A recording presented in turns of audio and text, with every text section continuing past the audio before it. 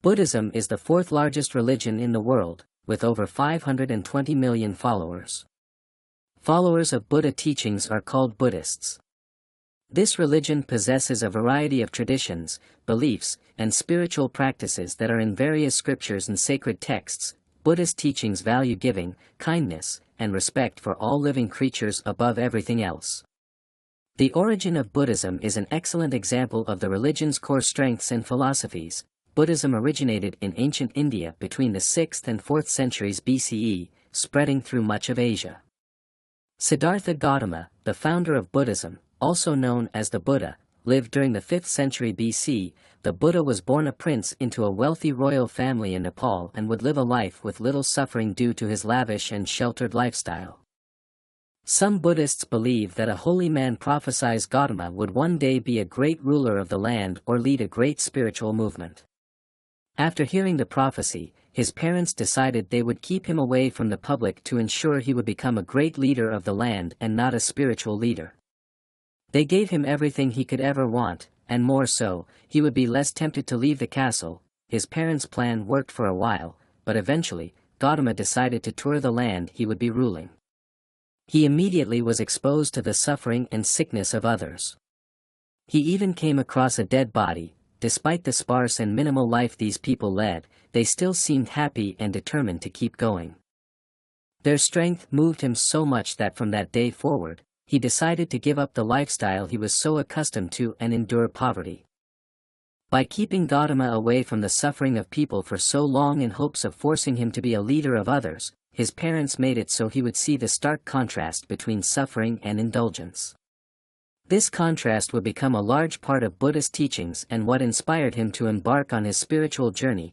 According to the Buddhist sutras, the suffering of humanity and its seemingly endless repetition due to rebirth was Gautama's first concern and motivation. He set out on a journey to somehow end this repeated suffering through spiritual means. Early Buddhist canonical texts and early biographies of Gautama state that Gautama first studied under Vedic teachers named Alara Kalama, or Arada Kalama in Sanskrit, and Uddaka Ramapada, or Adraka Ramaputra in Sanskrit. He learned meditation and ancient philosophies from Arada and Adraka. Arada instilled within Gautama the concept of nothingness and emptiness. Adraka taught him the idea of what is neither seen nor unseen. What he learned under Arada and Adraka was a start, but not nearly enough to end all of the sufferings in the world, so he began to learn the practice of asceticism and then dhyana. Gautama found these teachings to be insufficient in helping him to attain his goal. Finding these teachings to be insufficient to attain his goal, he turned to the practice of asceticism. Asceticism is an extreme form of deprivation, which means no food or other earthly distractions. Gautama found this method left him unable to think clearly and reach his end goal. Once asceticism too fell short of his needs, he turned to the practice of dhyana or meditation. He sat in under a ficus religiosa tree now referred to as the Bodhi tree in Bodh Gaya, South Asia, and meditated for a long time. By working through his karma and his former lives, he attained enlightenment. Now fully enlightened, he was the Buddha. He attained enlightenment using a method he called the middle way. This method was to be the spiritual practice that would end suffering from rebirths in samsara for everyone. The middle way is rightfully named, for it means existing between two extremes. Thus, saying one should lead a life without indulgences but also without complete deprivation. In Buddhism, anyone can achieve the state of Buddha through years of spiritual investigation, studying, using meditation, and gaining ultimate wisdom. Buddhist teachings and practices help to facilitate people in achieving Buddha. While many Buddhists practice Buddhism as their religion, the concept goes far beyond belief. Whereas most religions have strict practices and laws, Buddhism is the opposite. If a part of Buddhism doesn't resonate with your spirit, then you are free not to follow it. Another reason Buddhism differs from other religions is that to a lot of Buddhists is because it is more of a philosophy or way of life that can be incorporated into any religion or lack thereof. Many view the meaning of the word philosophy or love of wisdom as the Buddhist path because it can be summed up as love and understanding as a way of life. Most Buddhists believe that if they are leading a life of nonviolence, kindness, and respect for all forms of life, then they will lead to achieving Buddha. Others believe the key to attaining Buddha is recognizing that everyone gets sick or die and coming to peace with the impermanence of youth, life, and health. The Buddha is not a type of God, just like the prophecy predicted. He was a great spiritual leader. He was just a mortal man that found the root of all suffering and how to end it, and dedicated his life to teaching others how to find their own paths to freedom and peace. Karma is the law of moral causation. The theory of karma is of great importance in Buddhism. This idea was common in India before the Buddha became a spiritual leader, but he gave the belief a more complete and comprehensible meaning. So, why do some people suffer and others do not? Why do some people suffer more than others? Either this inequality between different people has a cause, or it is purely accidental luck. Buddha and most Buddhists believe that the cause of inherent inequality among people is due to karma. This would mean that nothing happens to a person that he or she does not deserve. According to Buddhism, the karma you accumulate is the result of your own past and present actions.